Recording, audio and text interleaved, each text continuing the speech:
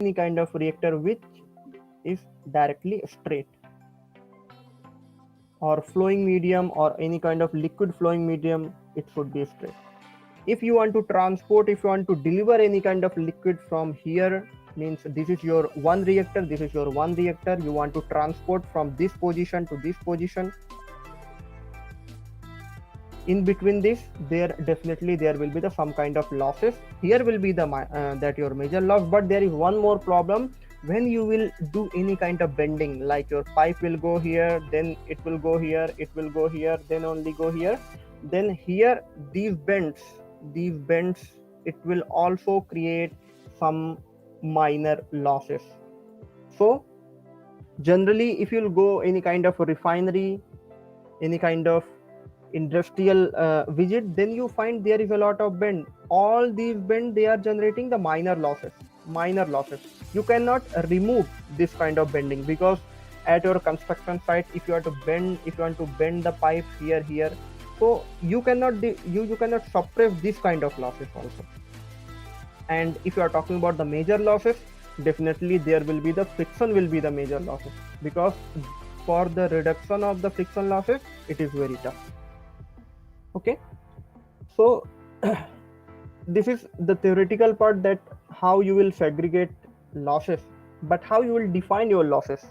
If you have a long pipe, you are transporting your fluid or any kind of liquid from one position to the another position, then how you will determine how much is the loss into that pipe, how much will be your frictional loss, how you can suppress or how you can reduce that thing. For that, there is the two main equations, which is very famous equation, Darcy-Weisbach formula and Chase's formula. These two equations, they are very famous. If you're talking about industrial purposes, if you are talking about some other laboratory scale applications, generally people use two type of equation based on your application as well. The Darcy-Weisbach equation. We will see little bit about the derivation, that why we are using and why we are looking for that this major and minor losses. What is the working principle of the Weisbach? What he did, he took one pipe, the fluid is flowing from this position to this position. Then he saw that the fluid velocity, if the fluid velocity here it is 100 kilometer,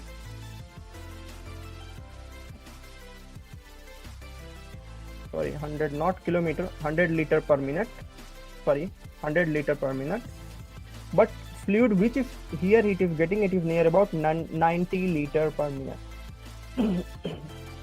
Means there is some kind of loss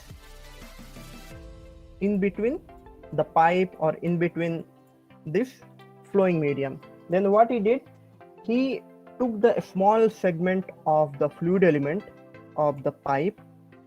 If the pipe length is very large, what he did, he took the small portion like this, small portion, and he tries to calculate how much should be the frictional loss. Here all these three fundamental terms like control volume, your control system and control surface will come into the picture.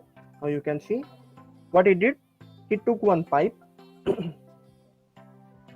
he cut the small segmental area into this pipe, length is L, and fluid is flowing from this direction to this direction, in this direction. And you see here the pressure which will be exerted from this position will be in this direction, but here will be in this direction. Why? If the fluid will flow in this direction, then frictional force will be in this direction. Here will be, this is I'm writing in term of F. Okay, this is the friction force I'm writing in term of F. Okay, this is the resistive force, like your drag. What it does, if you will throw any kind of system in, if you will throw any kind of object in the liquid or in air, it applies some kind of resistive force. Okay, that resistive force reduce the velocity, reduce the motion of the element or the substance. Same thing like when the baller it is balling, what he is doing, The velocity how means that the resistive force into the air, it reduces the velocity of the ball. When any kind of baller, when it is throwing the balls, the resistive force that in the atmosphere there is the resistive force called air, it will apply some kind of forces to move in forward direction. It will apply resistive force, okay? But baller applies so much pressure on ball that the ball velocity should be near about 120 kilometer per hour or something like this. But here some kind of resistive force, same thing happening here also. If you will apply, if you will determine your losses, means when the fluid will flow from this position to this position, at that particular segment there is some kind of resistive force which will resist to flow the liquid. Like here, as I already told, 100 liter per minute, here will be the 90 liter per minute. Means there is some kind of resistive force, and it should be in negative direction. Thus, just keep this in your mind, that resistive force, any kind of drag force or any kind of frictional force, it apply in opposite to the flow. Now, this is the final formula, but how we will derive and how we will calculate that this equation. Now what we did, we have applied here the energy conservation of the Bernoulli's theorem, and here energy conservation of Bernoulli's theorem, point A and 2. Here velocity, here we are assuming that velocity same, then v1 equal to v2, then you can neglect that thing. Z1, Z2 both are in horizontal position, then Z1, Z2 will be cancelled out, and here some kind of resistive force you are adding in terms of HF, okay? Because here P will be there, but here will be P2 plus some resistive force, because your velocity here is 100, here you have reduced to 90, means 10, the difference between the 10 which you are accommodating or you're accomplished by adding some kind of component which is called as the HF. You are looking for how you will determine HF values, okay? Then what you will do, P1 divided by rho g, this is the weighted density, equal to P2 divided by rho g plus HF. Then determine the HF. HF will be P1 minus P2 divided by rho g, okay? You have got this expression. This is nothing but delta P equal to rho gh, same formula that you are every time you are using this that expression. Now coming to how you will determine your resistive force. How you will determine your resistive force, as I already told, it will be opposite to the direction of the flow. Then here you have applied some kind of coefficient which is called as the frictional coefficient, multiplied by this is your volume, how much could be that not volume, that the area, that the area, how much should be the area, and then multiplied by how much is the velocity square. This is the fundamental formula. And here the area, what you have taken, the area you have taken pi d and L. L, it is your length, how much is the length, your that the segment which you have taken, small segment L, and pi d, it is the diameter you are looking for the diameter. Then you have taken the 2 pi r, like perimeter, 2 pi r or pi d, both are same, correct? Perimeter I think you know that perimeter will be P equal to 2 pi r, or you can write pi d, okay? Then here you have determined the frictional resistance force, and what you have to do, and you have converted into perimeter as well. Then after that you have to apply the force balance. How you will apply the force balance here? Sum of all the forces, sum of all kind of forces, sum of all forces will be equal to 0. Then how you will determine? One force will be at this particular position, second force will be this particular position, and third will be in between this pipe, which is called as the resistive force. Means pressure, you know, P1 multiplied by area 1 minus, okay, because here have you seen the direction, P1 it will be in this direction, and P2 here at this direction. If the direction is opposite, then it will be negative sign. Then P2 how much will be the that the force P2 multiplied by your area 2 at this particular position, and minus here at this particular point there will be some kind of frictional forces which you have already determined F1, but here sign will be negative because frictional force will be opposite to the direction of the flow and it will be equal to 0. Same thing we have written here also. P1 multiplied by area minus P2 multiplied by area, both area are same, then we have taken A, and minus frictional resistance force equal to 0. Okay, now you have to rearrange this values and you have got this expression P1 minus P2 equal to this formula, but you have to convert this formula into your delta P. What you will do, this P1 minus P2 you have equated with rho g HF. After rho g HF, what you will do, P divided by A equal to your perimeter pi d divided by pi by 4 d square, 4 by d. After rearranging you will get this expression. This is the final expression for your HF.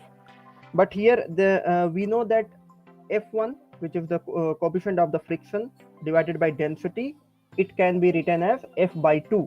When you will equate, you will get this Darcy-Weisbach equation. This is the Darcy-Weisbach equation. Okay. Now here, if you will check the formula, frictional coefficient. Okay. Second, here it is your the length of the pipe. How much is the length of the pipe? Okay. Now second is your velocity. This is your small diameter, and this is your gravitational force. If you will see clearly that this equation, it is directly proportional to that the frictional law of Darcy equation, which is proportional to your length, this particular length and velocity. If the length will be very higher, means your frictional loss will be very higher. Just keep this in your mind. If you want to transport the fluid from one position to the another position, if the length is very high, the frictional loss will be very high. Okay, it is directly proportional to the L, directly proportional to the L. Okay, now you have seen that Darcy-Weisbach equation. Now coming to the Chase's equation. What he did, Chase just rearranged this particular term, this fundamental term into mean diameter. How he did? You see, this is term which I have taken, which I already derived from this particular point. He determined in the term of hydraulic mean diameter. As the mechanical engineer and chemical engineer, I don't know you are using or not, but if you are talking about losses, that is, but in the calculation generally we determine any kind of machinery part in the hydraulic mean diameter, hydraulic mean depth, hydraulic term comes into the picture because we want non-dimensional parameter. Based on that we can easily determine, we can easily limit our equipment. Okay, generally people, why we are reading that Reynolds number? Same thing, we are reading Reynolds number because we want to identify our system, that which kind of system we are dealing, means which kind of system we are treating. So based on Reynolds number you can easily say to somebody that I am using one system which is having the lower Reynolds number, then he definitely get one picture that there will be Reynolds number. Okay, there will be the Reynolds number less than 2000, means it comes into the category of laminar flow. So same thing, what we are doing here, we are determining hydraulic mean depth. Hydraulic mean depth means when you will determine your any kind of equipment in the dividing parameter. Now you can see, which is nothing but wetted area divided by the perimeter. If you will divide both terms, you are generating one new term called as the hydraulic mean diameter. Okay, and what he did, he rearranged this parameter. After rearranging, he determined the velocity. But one more thing, why he determined the velocity, and if we are looking for that, if we are looking for that frictional losses, why he determined velocity? Because in that equation he is not talk about any kind of velocity term. didn't discuss anything about velocity term.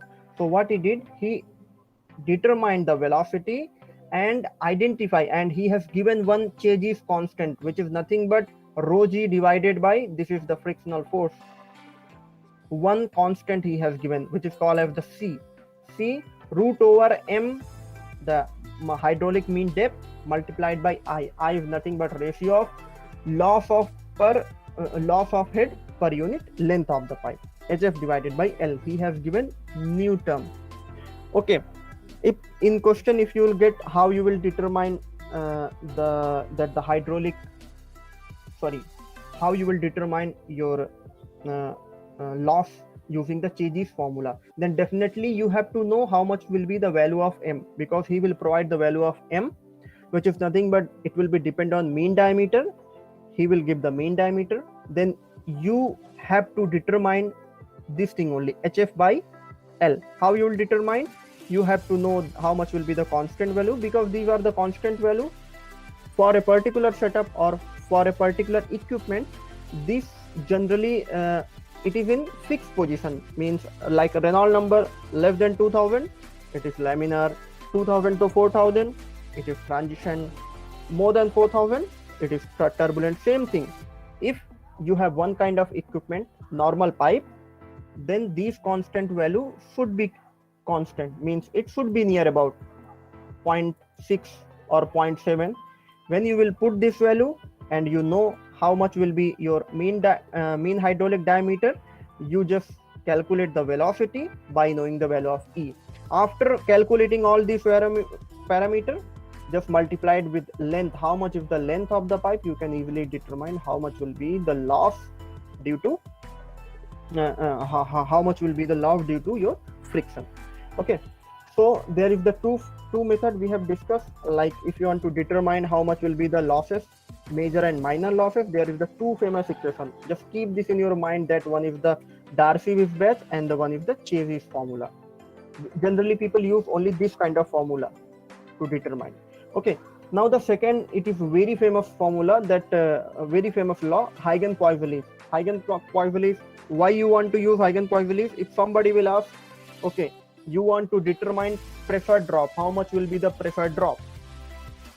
If you have one pipe, same, but this thing is very fundamental, very fundamental. If you want to determine delta P from this position to this position, what you will do? If somebody will ask, just keep in your mind, then you have to apply Huygens-Poiseuille equation.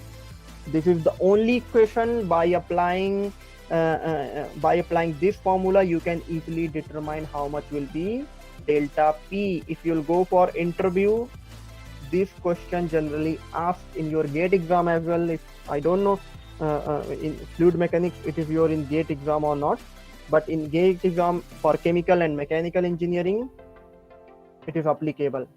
Generally people, they asking direct question, how you will determine the delta P when the fluid velocity this much, how if you know the diameter, if you know all the fundamental diameter like water, how much will be the viscosity, density, everything, by applying how you determine the delta P. So if you want to determine, just apply Huygens-Poiseuille equation, you can easily determine. I think you have seen this derivation. I will go a little bit about that, not in derivation, but okay, let me give few things as well, that when you are applying that Huygens-Poiseuille equation, these are fundamental. So while applying, these are the boundary conditions or assumptions, like Newton's law of viscosity, it will follow Newton's law of viscosity, no slip condition. So generally people ask how you will design and how you will draw your velocity profile and how you will design your stress profile. Okay, I have drawn a lot of 1000 times that this will be your velocity profile, means you are claiming at this particular segment at the middle of the pipe the velocity will be very high at the middle of the pipe. Okay, but if you are talking about the stress, shear stress, what it will be? It will be totally opposite, like this only. Means where you are claiming it is the higher, it will be the lower at that particular point, and at the middle it will be the zero. Same thing. Just come, you see here. This is your shear stress distribution and here this is your velocity distribution. By applying this fundamental formula, that this your derivation which we have discussed, that this by applying this derivation you can easily determine this profile. Okay, we will directly go to the conversion, because this thing we have already seen in our earlier class. Now, if you will see this Huygens-Poiseuille delta P equal to 32 mu u, this is the mean velocity, and L is the length of the pipe, D is the diameter. This is the fundamental. But if you will check in literature, you will find this kind of conversion like this. Then how you will get this formula? Because here you have written in term of diameter, and you have given in the flow rate as well.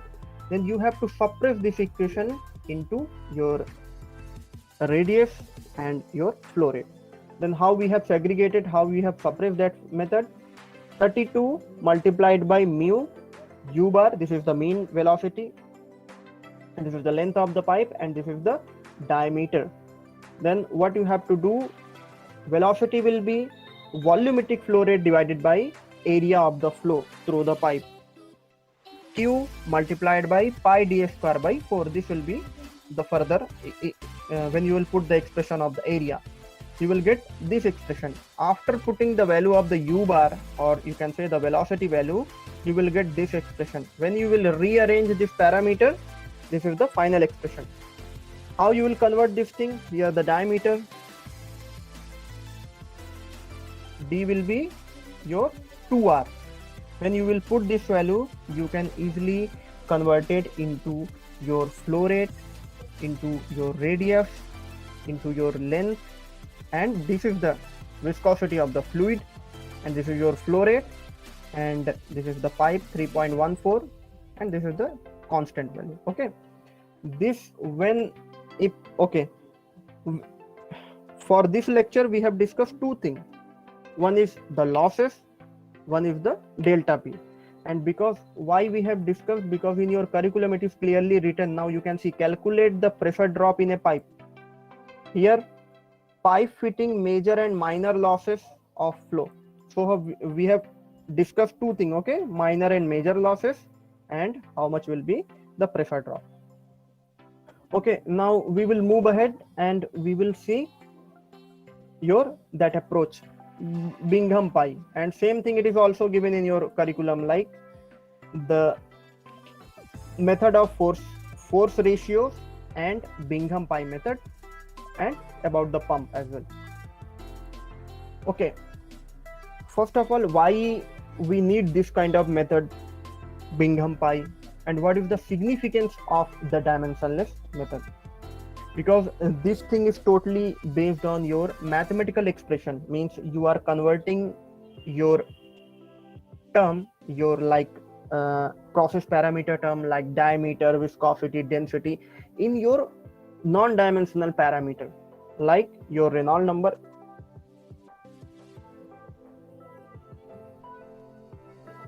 Reynolds number is equal to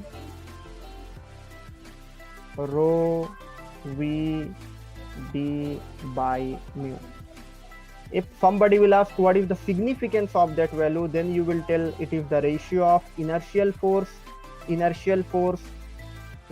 versus viscous force.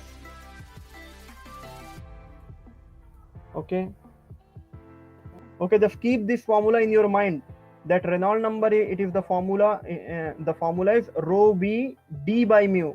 It is the ratio of inertial force divided by viscous force. At least you should know this formula. Okay, here we are going to convert into non-dimensional parameter. Why? First of all, the first reason will be when you have complex parameter. If you have single pipe flow, that is okay. If you have single pipe flow, you can easily determine. But you have complex system, like one parameter, it is depend on too much parameter, means one system depend on so many parameters. Then you have to suppress this whole parameter into your mathematical term. Then how you will determine mathematical term? Generally people use different type of approach, like you can apply your that mass balance, you can apply your that heat balance, you can apply your material balance. Apart from that balance, all the fundamental laws, the conservation of mass, conservation of momentum, people determine in the non-dimensional parameter, non-dimensional parameter. And in the non-dimensional parameter, this is the beauty, by knowing the condition of the parameters, Reynolds number, Prandtl number, Prod number, all the parameters, if you'll know the condition, you can easily design the whole system. You can easily design the whole system if you know this condition. And if you will tell somebody that Reynolds number is this much, then he can imagine your system, and it can easily justify, or it can easily redesign as well. Okay. Now, how you will approach that method? These are the advantage and disadvantage. Just go through and read.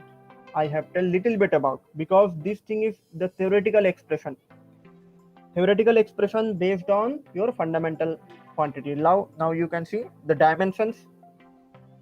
The various physical quantity used in fluid mechanics can express in terms of fundamental quantities, or you can say the primary quantities. The fundamental quantities are mass, length, time, and temperature. These are the four the four things you have to represent in the fourth term. This is called as the primary quantity.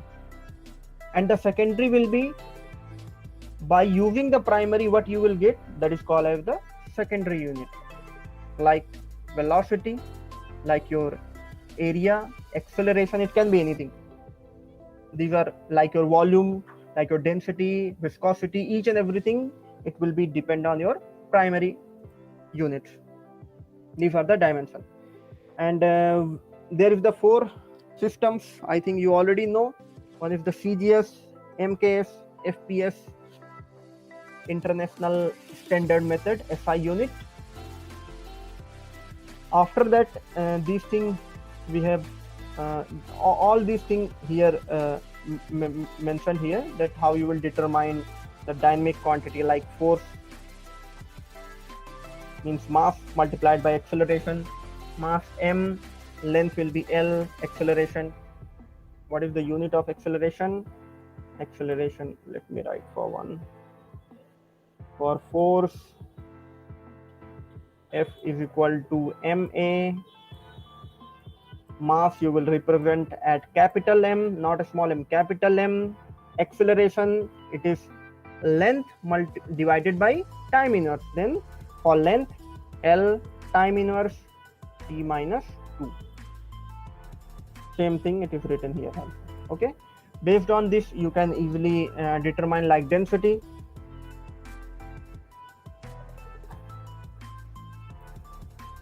Mass divided by volume.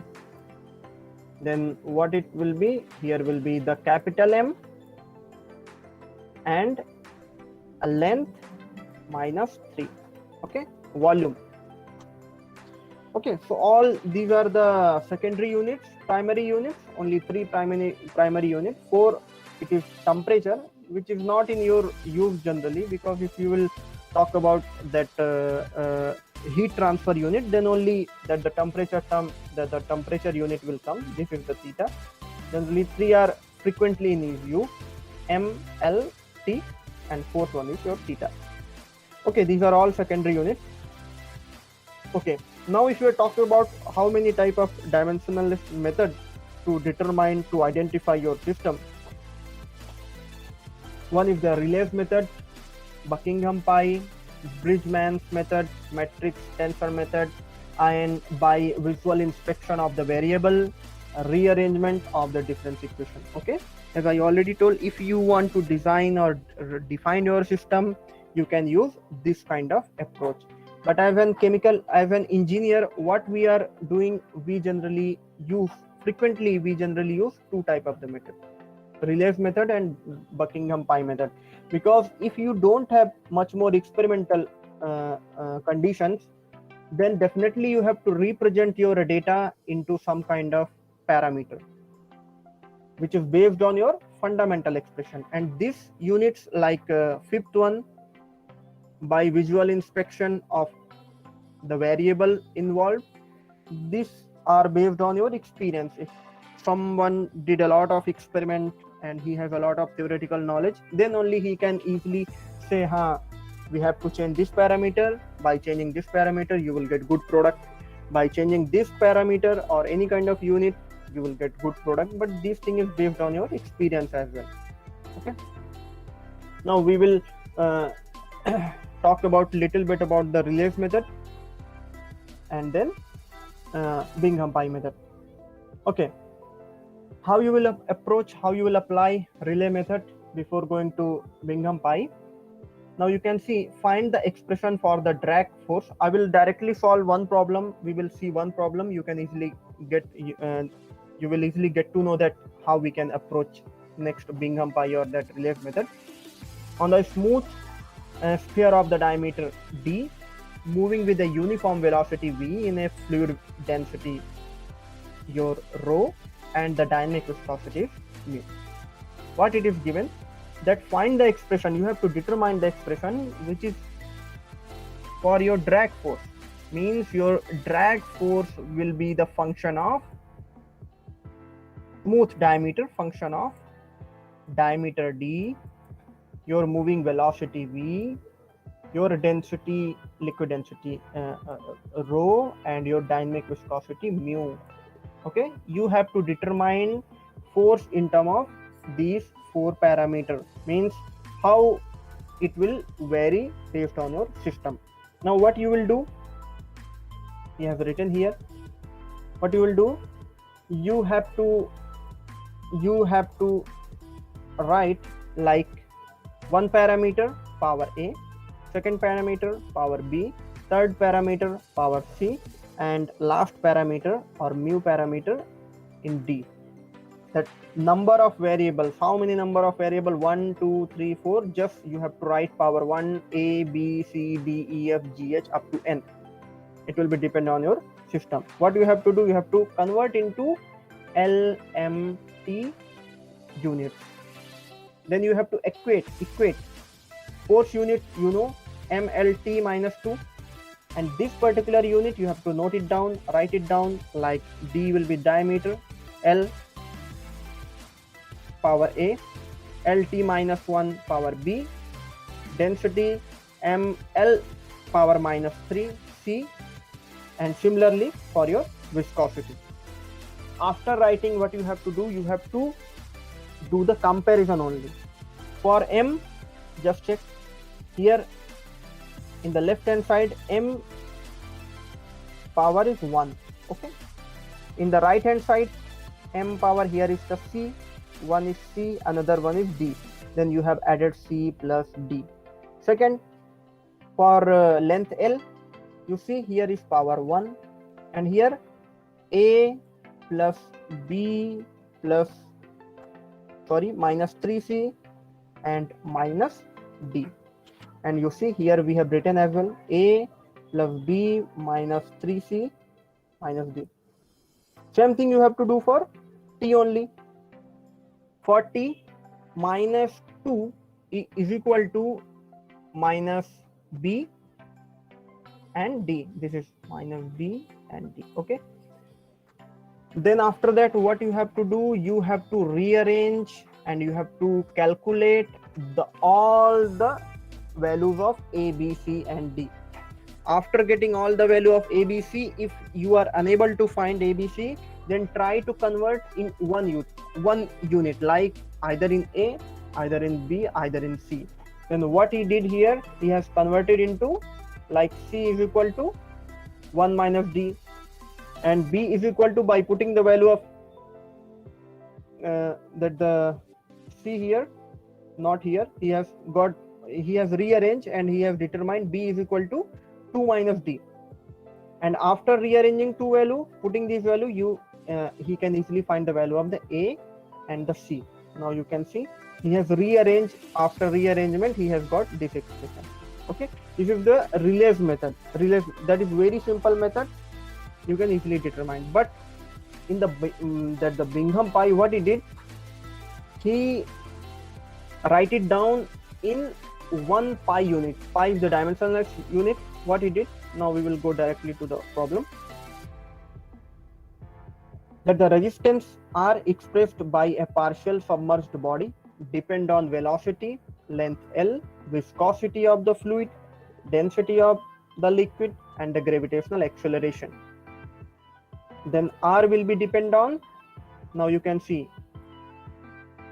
how you will write. R will be depend on function of velocity, your length L, now you see your viscosity, your density, and gravitational force. But for the pi theorem, you have to make each and every unit in pi 1, pi 2, pi 3, pi n. But first of all, you have to determine how much should be the values, how much should be the unit here. Here is the two type of the unit. Now you can see 1, 2, and 3. You have to take it as the fundamental unit, and the rest of the new unit you have to subtract. Now n minus m. Here I think we have mentioned here n minus m. Where it was.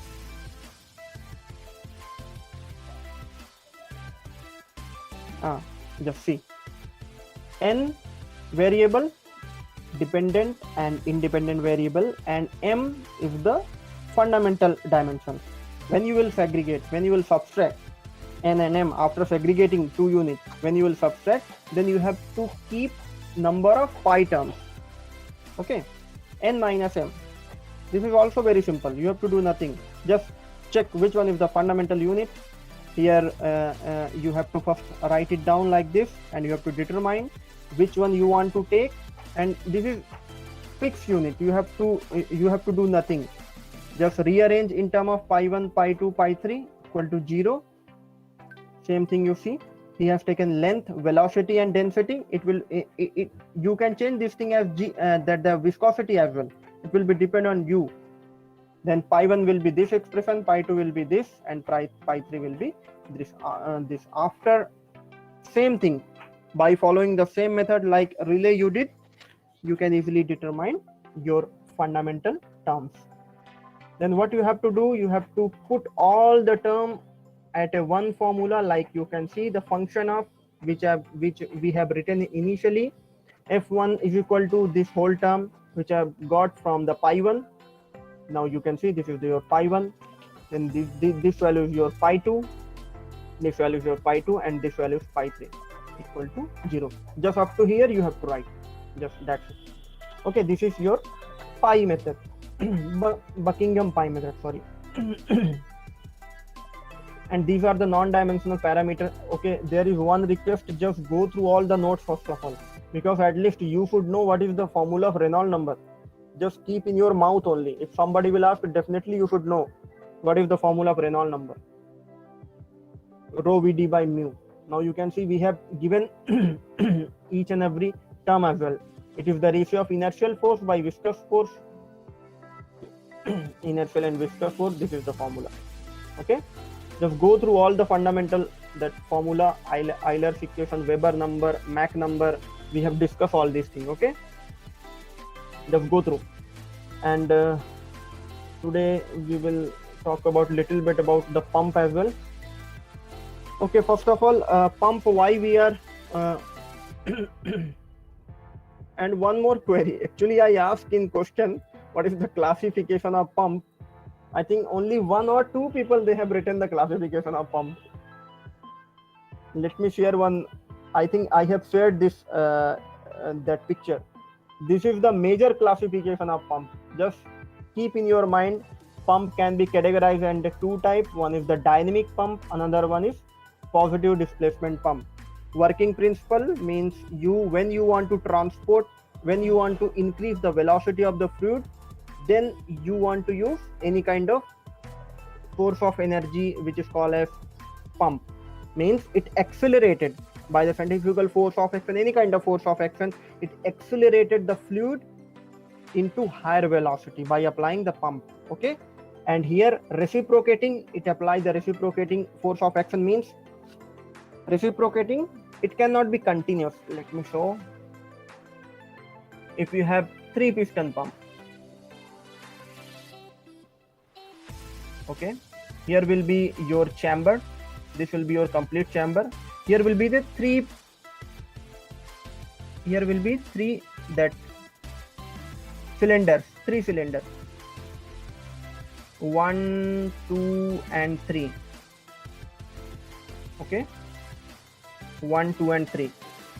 When the one will move in this direction, then second one move in this direction, and third one between or little bit about this position. Based on this working principle, means one will be continuous, another one will try to continuous and non-continuous, and third one will be discharged for that. That principle work comes into the category of the reciprocating pump. Just keep in your mind, like your hand pump work on the principle of reciprocating pump, means your pump, it is not completely continuous. If you will make 2 to 3 cylinder, then only it will give the continuous water, okay. But your centrifugal pump, like your any kind of home pump, when you are pumping your water, it is giving continuously water, and it is here NPSH. There is one term NPSH. If you need higher height in your home, household purposes, we are using this only, centrifugal pump, because we need higher height, NPSH, higher height. But if you need higher pressure fluid pump, then you have to use the centrifugal pump. But here the velocity will be very low, velocity is not so much high. But if you need the higher velocity and you want to pump or push your water from near about 2-3 storage building, then you have to use the centrifugal pump, okay. Just keep in your mind, this is the broader classification of pump.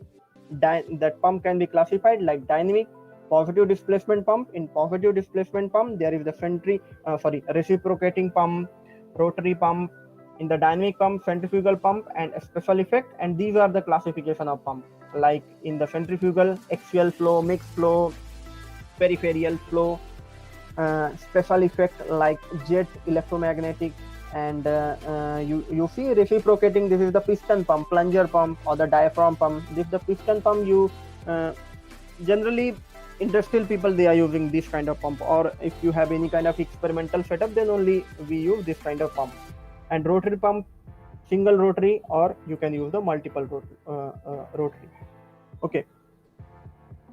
Now in the centrifugal pump, okay, after that about the pump is a device which provide energy to a fluid or the fluid system, in a fluid system, to increase the pressure energy or the kinetic energy, or both of the fluid, by converting the mechanical energy. What does that mean? By applying some kind of mechanical force of action, you are enhancing the kinetic energy, or you are giving velocity to that fluid to go at your destined position.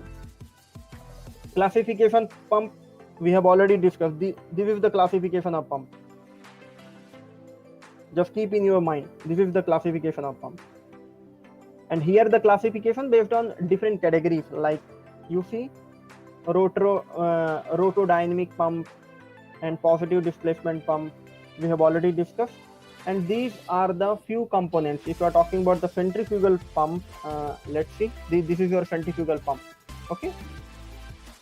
Here will be your reservoir, and this is the suction pipe, it will suck the water, it will go here, and by the centrifugal force of action, you can see the impeller, by the centrifugal force of action, it will throw the water into at higher velocity to reach at higher overhead tank, okay. This generally work on the principle of centrifugal force of action, okay. Now we will go for reciprocating pump.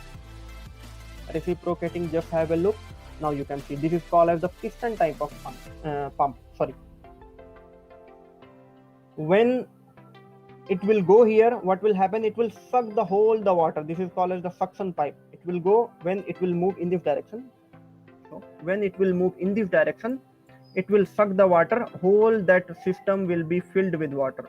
And this particular, this is called as the suction wall, it will completely get closed when it will be in this direction.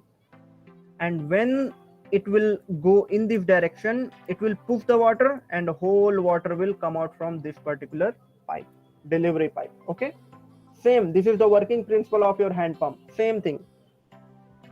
Now see, it is not the continuous one. If you will apply two that the pistons or three pistons, then only it will become continuous. Just keep in your mind, centrifugal pump, it is giving continuous water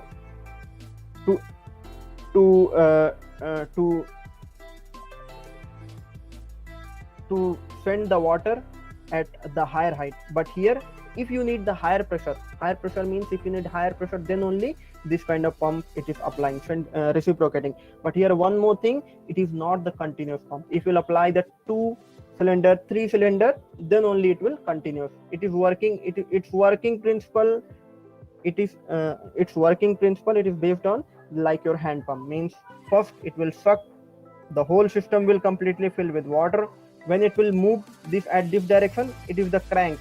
When it will rotate, it will shift here, the whole liquid will come from this particular region and it will come out like this. Okay, so we have tried to finish all this, that the second unit, and on the next class we will discuss about, and we will try to finish, and on the next class we will try to start our course as well. Okay, we'll try to finish this thing also, because there is a lot of things still pending, like your critical and the optimal thickness. This is very important, and little bit about the unsteady state flow we will read. And now very important, this is the heat exchanger equipment. This is the heat exchanger. We will discuss each and everything very thoroughly.